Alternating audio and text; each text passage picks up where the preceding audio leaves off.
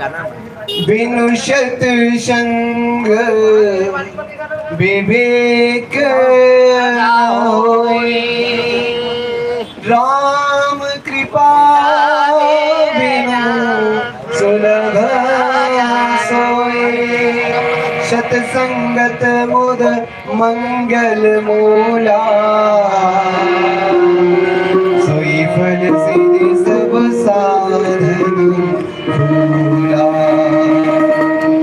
गोस्वामी तुलसीदास जी ने श्री रामचरितमानस की जब रचना किया, लिखा इसको, तो सबसे पहले तो गुरु की वंदना करते हैं। गुरु की वंदना करने के साथ सत्संग की महिमा बखान करते हैं, क्योंकि सत्संग ही वह एक ऐसा माध्यम है जिससे इंसान बनता है और इंसान बने रहता है ना।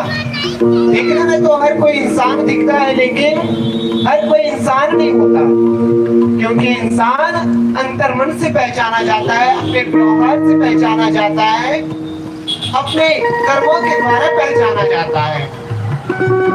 भले तो अन्य युगों में, त्रेता में, सतयुग में, द्वापर में राक्षस अलग से पहचान होती थी उनकी, लेकिन कलयुग में सब एक ही जैसे होते हैं। तो उनकी पहचान हमें कैसे होगा? जब हम सत्संग में जाएंगे। और सत्संग में क्या होगा? गोस्वामी तुलसीदास जी लिख रहे हैं कि बिनु सत्संग विवेक ना होए। जब तक हम सत्संग नहीं करेंगे, तब तक हमारे अंदर विवेक अर्थात सद्ज्ञान प्रकट नहीं होगा। लेकिन सत्संग में, ध्यान से सुनिए, सत्संग में श्री राम जी की कृपा के बिना नहीं मिलता। राम कृपा बिनु सुलभ न सोए। कह रहे कि सत्संग आनंद और कल्याण की जड़ है। सत्संगति जो है आनंद और कल्याण की जड़ है। जिनको अपने जीवन में आनंद चाहिए, अपने कल्याण चाहिए, उनको सत्संग अवश्य करना चाहिए। और सत्संग की सिद्धि या प्राप्ति ही फल है, और सब साधन तो फूल है। जितने भी पूजा पाठ वगैरह करते हैं, उन सभी का एक ही लक्ष्य होता है कि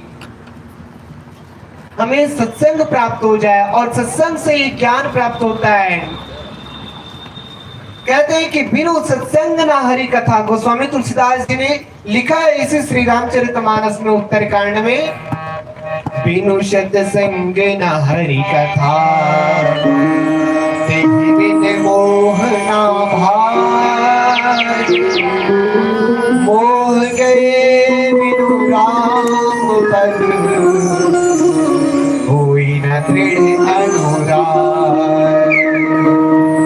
जब तक हम सत्संग में नहीं जाएंगे, तब तक हमें हरि की अर्थात भगवान की कथा सुनने को नहीं मिलेगा। और भगवान की जब तक हम कथा नहीं सुनेंगे, जो हम संसार में भटके हुए हैं, मोह में पड़े हुए हैं, नश्वर चीजों के मोह में पड़े हुए हैं, वो दूर नहीं होगा। और जब तक मोह दूर नहीं होगा, हम राम के चरण में कभी प्रेम नहीं कर सकते। मोह गए बिनु राम पद, होई न दृढ़ अनुराग। तो प्रभु से अनुराग क्यों करना है? प्रभु श्री रामचंद्र जी ने माता शबरी को जब नवधा भक्ति की ज्ञान दिए, तो उन्होंने कहा कि जान ले जो जान निहारा, राम ही केवल प्रेम प्यारा। इसी बात को भगवान भोलेनाथ ने भी एक बार कहा, जब सभी देवता रावण के अत्याचार से त्रस्त हो गए थे, तो भगवान श्री हरि के पास जाने लगे थे। तो भगवान भोलेनाथ ने कहा कि अरे कहाँ भगवान को वैकुंठ में हम ढूंढने जाएंगे। तो उन्होंने एक बात कहा कि हरि व्यापक सर्वत्र समाना, प्रेमति प्रगट हुई मैं जाना। हरि तो सर्वत्र व्याप्त है, उनको कहाँ ढूंढने जाएंगे?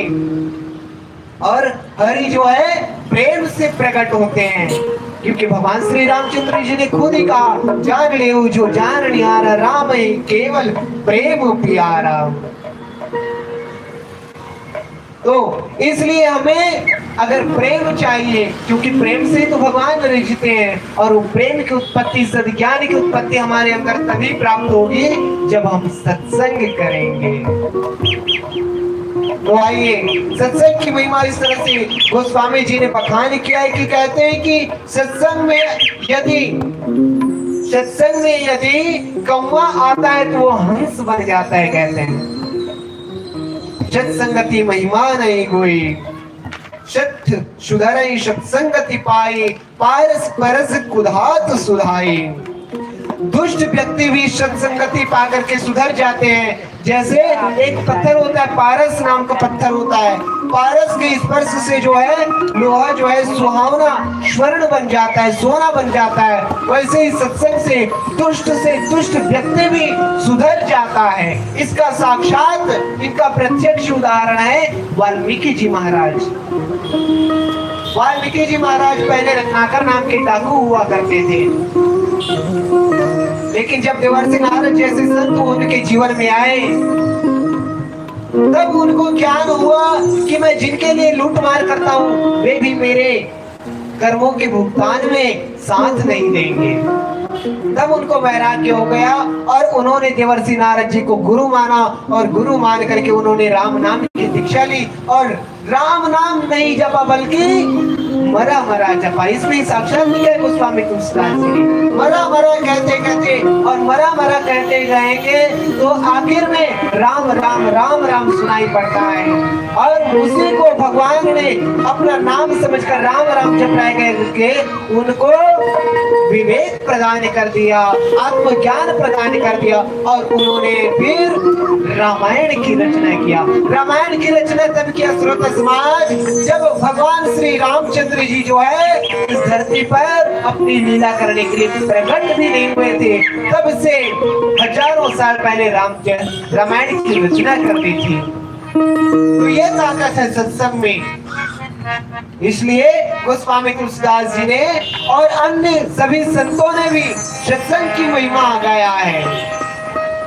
परम संत कबीरदास जी भी कहते हैं कि राम बुलावा भेजिया दिया कबीरा रोय, जो सुख साधु संग में तो वैकुंठ ना होए।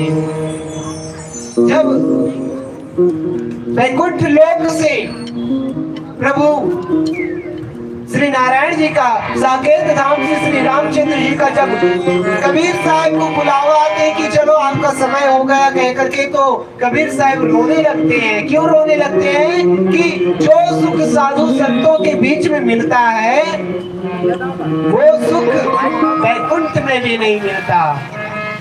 और हम लोग कई प्रकार के कर्म करते हैं कि हमें इस कर्म से वैकुंठ मिल जाएगा करके, लेकिन सत्संग नहीं करते। बड़े दुख की बात है। सत्संग ही सबसे श्रेष्ठ है। तो आइए, गोस्वामी तुलसीदास जी ने आगे क्या लिखा है, एक भजन के बाद श्रवण करते हैं। बोल श्यावर रामचंद्र की जय।